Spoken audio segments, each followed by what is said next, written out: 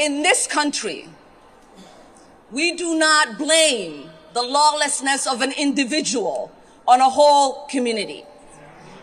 What we also know is that there is not a single evidence that the president or his coonies have put forth that there are any single resource from taxpayers in Minnesota that has gone to aid and abet terrorism.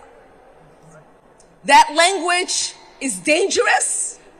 That language puts the lives of Somalis not only in Minnesota, but across the country in danger. And if the president believed that and he had evidence, he would take people to court. So we are sick and tired of the president waking up one day and deciding to put forth falsehoods and demonize whole communities, while the ignorant people that support him then take the lies that he's spreading and use it as a fact. We've seen it during the campaign where he said Asians were eating cats and dogs. We've seen his vice president repeat those lies. We've seen the media run it as a headline as if it was a fact. That is shameful. That is shameful. That is ignorant. It makes us look like a stupid nation that does not believe in truth, but traffics in lies. It makes the world mock us, and we are better than that. We are better than that as Americans. Somalis are not terrorizing this nation. We are helping it thrive. Somalis have always seen themselves as a fabric of this nation. So not only are we not going anywhere,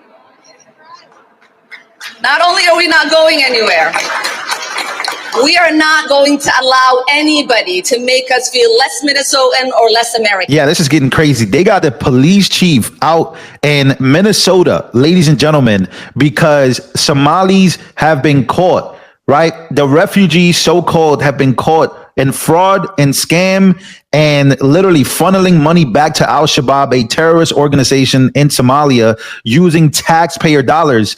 And now they're literally on camera with the police chief addressing and asking for forgiveness. You guys got to check this out. So what happened here, a lot of people have a criticism.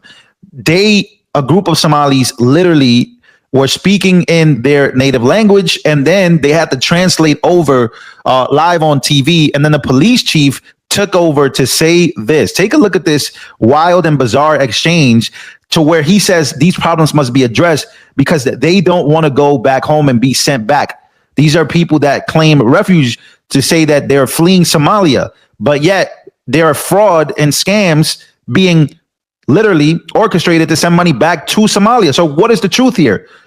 Should they be sent back home? Well, here we go. The Somali community here in Minneapolis has been welcoming and has shown love towards me, and I appreciate it. Over the last 3 years, we have been working together to try and address some of the real serious problems that we have in our community. We have to be honest at times with the problems that we're having in our community, and we need our community to help us fix those problems together because it's real and it's serious. At the same time, if people have taken anything that I have said out of context in a way that's caused harm, I apologize, and I'm sorry for that because that's not my intention at all. So he is apologizing because they got caught scamming, and all of these things are happening under Tim Walz's watch that Trump is calling them out for. And now you have the police chief apologizing for exposing the crimes that have happened. I mean, take a look at this. Breaking: Minnesota Police Chief O'Hara asked for forgiveness for exposing the reality of Somali criminal activity in Minneapolis. He has a Somalian translator as he apologizes for enforcing the law. This entire thing is just insane. So I was reading more and more into this, and this thing gets actually crazy because this is, again, all happening on the Tim Walz watch. So here's where things get very, very crazy. I want to, for those who actually don't even know, these are thousands of voters and a lot of people who are, again, worried about being sent back and being literally taking. President Donald Trump needs to continue to dismantle the Somalian community in Minnesota. What it is about to do with stuff is that so many people that are getting ready to come up in the 2026 election, when seats are being vacated, they're using the Somalian community to gain rank into those seats, into those positions. That's how ILHAN OMAR got in her position. Once they have a runover of Minnesota, then they feel like they can take over the state, then they'll start trying to come for our country. Everybody needs to start getting out and voting regardless of what you think or how you think that your vote does not work or it does not count. It does. That way you all won't be around here complaining and bitching about what is happening so much in this world when these foreign people are coming in here trying to take over our states. We need to stand up and stop them. Shamefully and blatantly lying about every single thing they are doing. But according to Vice President J.D. Vance, it's Omar who's doing the lying.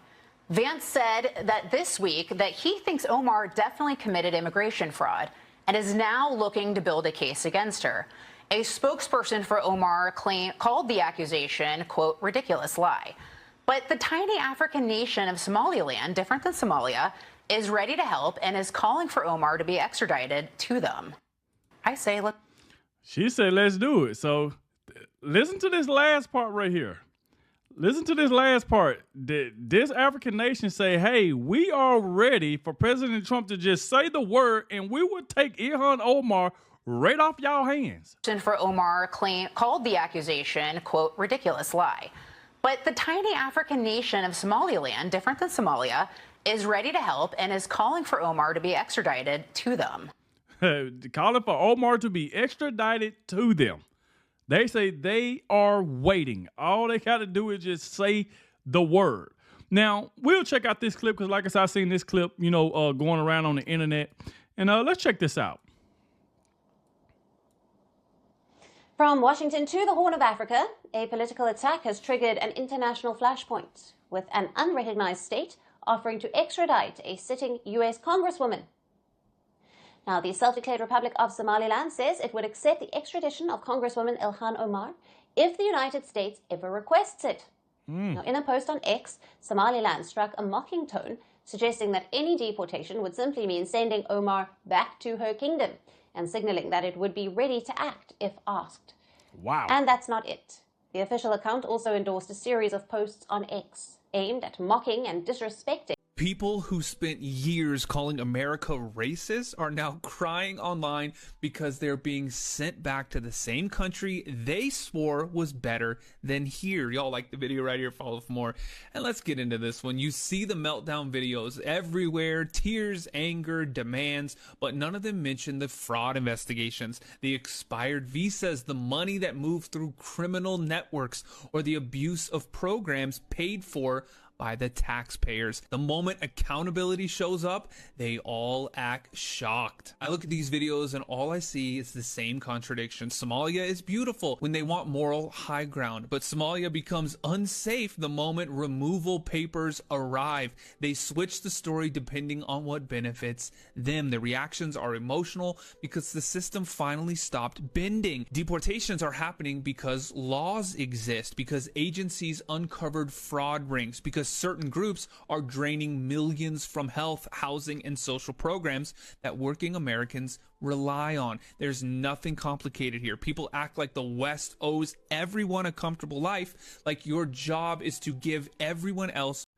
Those people who are saying Somali, they have to leave America. What if you guys leave and then we stay? You guys don't want us, right? So you guys leave and then we stay. Yeah? Ininkas ka baxda. Anaga waa joogayna anfant magaalkani waan qasayna. Why are so many Somalis in America angry, worried, and speaking out against recent deportation efforts and immigration crackdowns? This isn't just a political story. For many, it is a personal story about identity, family, and belonging. One reason emotions are running so high is that many Somali Americans have spent most or even all their years, all their lives in the United States, Some were born in America and are US citizens. Others arrived as refugees when they were very young, as children. After Somalia's civil war, many grew up in American schools. They speak English as their primary language and consider the United States as their home. Minnesota alone became one of the largest centers of Somali diaspora in America. So when immigration rates and deportation policies make headlines, many people in these communities feel directly targeted, even if enforcement is aimed at non-citizens with removal orders or immigration violations.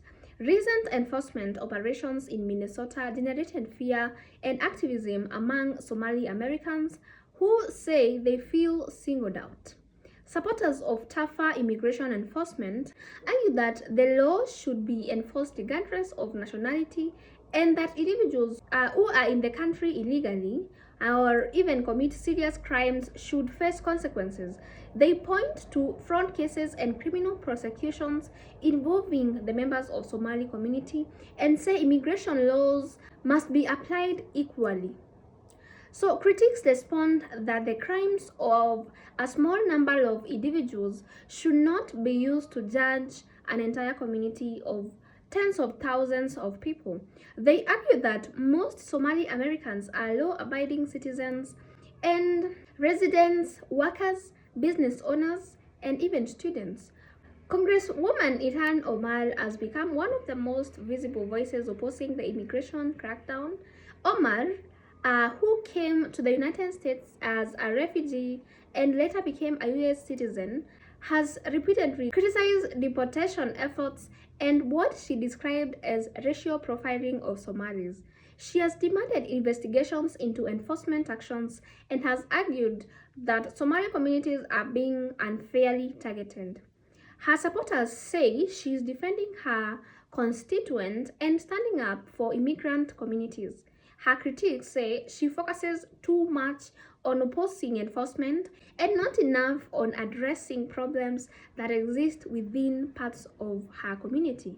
So regardless of where people stand politically, a central figure in the national debate over immigration and the treatment of Somali Americans. So at the heart of this issue is a difficult question. What happens when a community that has spent decades building a life in America suddenly feels under scrutiny? For many Somali Americans, the anger comes from the beliefs that they are being judged collectively for the actions of a few. For supporters of stricter enforcement, the issue is about applying immigration law consistently. The debate is likely to continue and it remains one of the most emotionally charged immigration stories in America today.